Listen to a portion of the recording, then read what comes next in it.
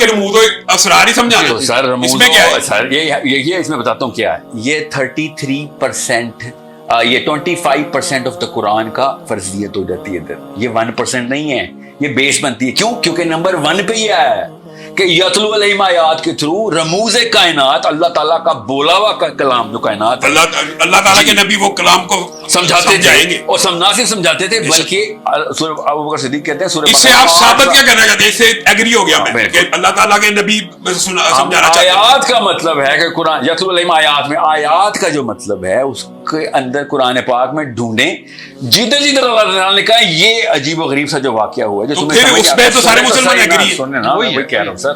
نہیں ابھی آپ ڈس ایگریمنٹ کریں گے آپ کہ جب اللہ کہتے ہیں کہ آیات ہیں میری آیات ہیں, آپ ڈھونڈ لیں ساری کی ساری آیات میتھمیٹکس اور فزکس کی ہیں. یہ میرا مقدمہ ہے کہ ساری آیات میتھمیٹکس اور فزکس کی کیا ہیں یہ بھی بتائیں.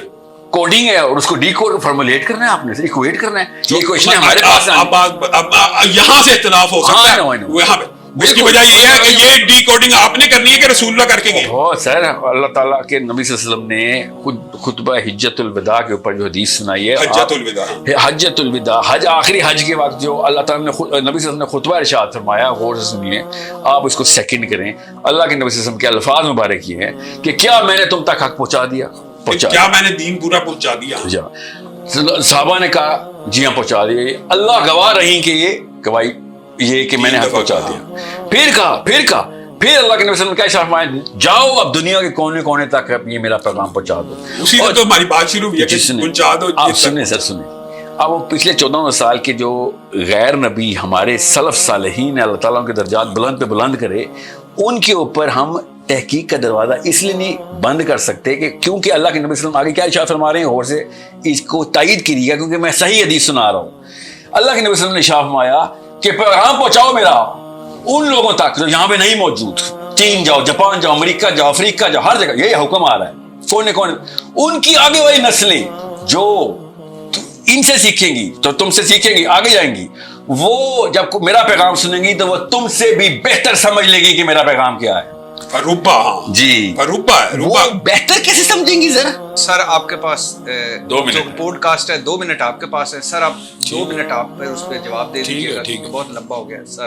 دیکھیں آسان سی بات ہے کہ فزکس کے خلاف نہ وہ ہیں نہ میتھمیٹکس کی. جو نقطے پہ وہ کہہ رہے ہیں کہ چونکہ یہ فزکس صحابہ سے نہیں آئی تو اب یہ فزکس کو دین کا حصہ نہ بناؤ, وہ یہ کہہ رہے ہیں. میرا مقدمہ یہ ہے کہ یتلو علیہم آیات کے بعد اور آیات کی تفصیل دیکھنے کے بعد, اصحاب کہف کے واقعات, ہزار اور واقعات کے بعد آپ کو پتہ چل جاتا ہے کہ ان کو ڈی کوڈ کرنا قرآن نے افلا تعقلون قرآن نے کہا, لعلہم یتفکرون قرآن نے کہا, تدبرون قرآن نے کہا. تو تدبر کے اوپر جب آیت کے اوپر تدبر کریں گے تو فزکس وہاں پہ, میتھمیٹکس وہاں پہ, یا کوئی بھی نیا علم آیا, ابھی فزکس ہے کل زیرو ہو جاتی ہے فزکس, میں نے کیا کرنا ہے فزکس کا, مجھے تو قرآن چاہیے نا. تو جو بھی نئی جدت آتی ہے علم کی اس کو پکڑ کے جب ہم قرآن کے تحقیقی دورے کریں گے اور کائنات کے رموز کو ڈی کوڈ کر رہے ہوں گے تو وہ دین ہی کا یتلو علیہم آیات ہی کر رہے ہوں گے.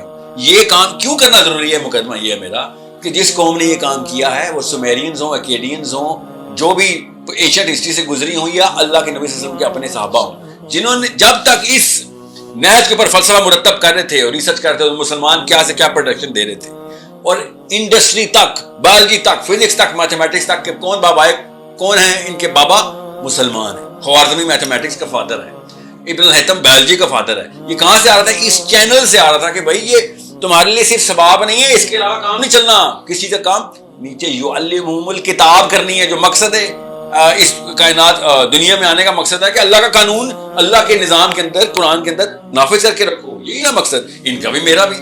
آپ بتائیں جس کے پاس اس وقت فزکس ہے کیا اس کا قانون نہیں ہے, جس کے پاس میتھمیٹکس کیا اس کا قانون نہیں ہے, وہ آسمان میں کائنات کی نشانی نہیں ڈھونڈ رہے, وہ اللہ کے لیے نہیں ڈھونڈ رہے, مگر قانون ان کا نیچے چلنا شروع ہوتا ہے. کیونکہ ہماری فطرہ ہے کہ جو بھی آسمان کا رخ کرے گا, جو کہ آسمان کو دیکھ کے ڈی کوڈ کرے گا, ہمارا ذہن اس کے تابع آئے گا, اس کو ہم کو ایکسٹرا سمارٹ سمجھیں گے. وہ ہوں گے بھی ایکسٹرا سمارٹ ہی, ورنہ عام بندے کا کام نہیں ہے.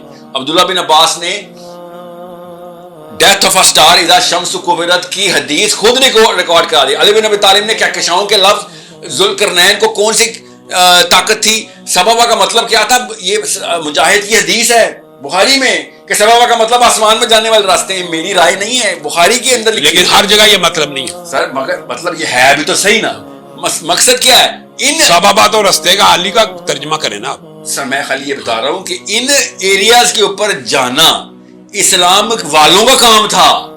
اس وقت اسلام والوں کا کام صرف پانچیوں پر کرانا رہ گیا یا پھر طہارت کرانا، طلاق کرانا. یہ بھی اہم ہے، آپ کا خیال ہے یہ نہیں اہم؟ یہ بھی اہم ہے. طاقت اس سے نہیں آتی، طاقت بدلو نہیں آیات سے آتی. طاقت بہرحال پہلے اپنے